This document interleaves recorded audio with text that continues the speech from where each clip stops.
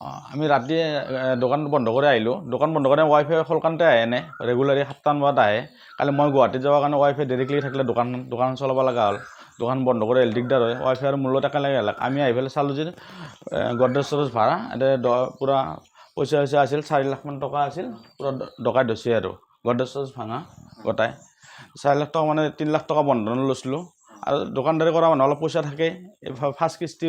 কিস্তি দিয়ে ছেকেণ্ড কিস্তি দিবৰ কাৰণে 15,000 আছিল দোকানৰ ভাড়া চাড়া ৰুমৰ ভাড়া চাড়া মিলে 4 লাখ প্লাছ আছিল আৰু এনে পইচা বেংকত থোৱা হোৱা আছে পইচাটো লাগি থাকে সেইকাৰণে ৰুমৰ এগ্ৰিমেণ্ট শেষ হ'বৰ আছে দিবা লাগিব সেইকাৰণে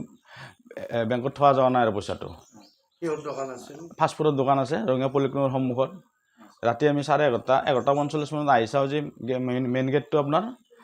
বাহিৰৰ বাউণ্ডাৰী গেটটো তালাটো মাৰাই আছে বাৰাণ্ডাৰ গেটটো আৰু মেইন গেটটো আপোনাৰ তালাটো ভাঙা সিহঁতে পিছফালে দেখোন পিছফালে চালে এটা ফুটনা হৈছে টিঙৰ বেৰা আছে পিছফালে সোমাই পেলাই এফালে বাৰাণ্ডাৰ তালাটো ভাঙিছে আৰু মেইন তালাটো ভাঙিছে আৰু আমাৰ সন্দেহ আৰু এইটো তালা মেইন গেটৰ আৰু বাৰাণ্ডাৰ তালাটো পোৱা নাই মই এইটো গডৰেজ পূৰা ভাঙি দিছে পইচা আছে বেলেগ অনিষ্ট কৰা নাই আৰু চিলিণ্ডাৰ এটা আনিছিলোঁ পৰহি 2200 টকাৰে চিলিণ্ডাৰৰ হাকাৰ হৈ আছে চিলিণ্ডাৰ আনিছোঁ 2200 টকাৰে সেইটো নিছে আৰু খাৰু 2 পাত একযোৰা নিছে 2 পাত ধৰা কাৰ কাহি ডাঙৰ দুখন আছিল সেই নিছে বেলেগ আৰু একো অনিষ্ট কৰা নাই 4 লাখ প্লাছে হ'ব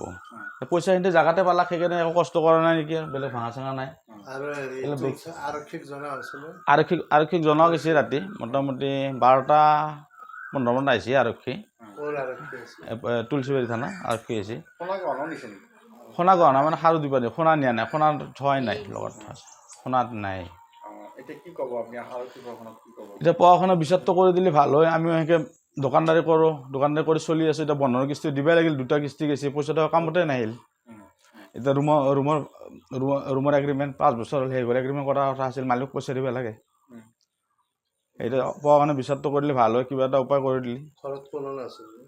ঘৰত কোনো নাছিল ঘৰতো ধৰক আমাৰ এনে ৰেগুলাৰি দিয়কচোন ৱাইফাই 7টামান বজাত আহে কালি মানে মই গুৱাহাটীত যোৱাৰ কাৰণে অহা নাই মানে মোটামুটি ধৰক 9টা মানৰ পৰাই 11টা 11:30 মানৰ ঘটনা আৰু কি সন্দেহ মানে এইটো ডকাইতে আৰু এনেকুৱা এতিয়া কোনে নিছে ডাইৰেক্ট ক'ব পৰা নাযায় আৰু এনেকুৱা যিকোনো খবৰৰ বাবে যোগাযোগ কৰক